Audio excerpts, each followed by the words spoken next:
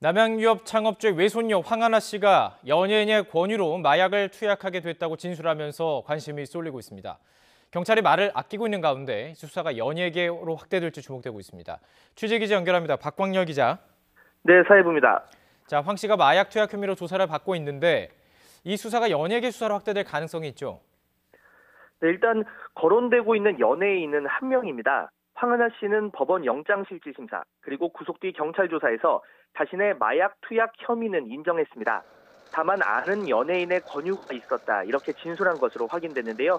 한동안 자신이 마약을 끊었지만 연예인 A씨의 권유로 다시 손을 댔다는 겁니다. 심지어 A씨가 황하나 씨의 의사에 반해 강제로 마약을 투약했고 또 마약을 구해오라고 시켰다는 의혹까지 언론 보도를 통해 전해졌는데요.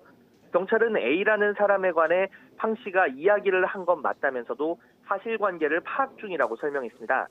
보도 내용과 진술이 모두 일치하지는 않는다고 덧붙였습니다. 황 씨의 변호인 측 역시 A의 사건이 있었지만 권유부터 강요까지 하나의 사건에 대해 표현할 여러 방식이 있을 수 있다며 신중한 입장을 내놓았습니다. 경찰은 필요하다면 이 연예인을 불러 조사할 예정입니다. 경찰은 황 씨와 함께 투약한 일반인 공범 등에 대한 조사도 함께 진행 중인데요. 황 씨는 지난 2015년 5월에서 6월과 9월 필로폰을 투약하고 지난해 4월엔 향정신성 의약품을 불법 복용한 혐의를 받고 있습니다. 네, 또 경찰은 이와 별도로 봐주기 수사, 그러니까 이 황하나 씨에게 조금 수사에 대해서 봐줬다 이런 의혹이 있는데 이 부분에 대해서도 수사를 하고 있죠?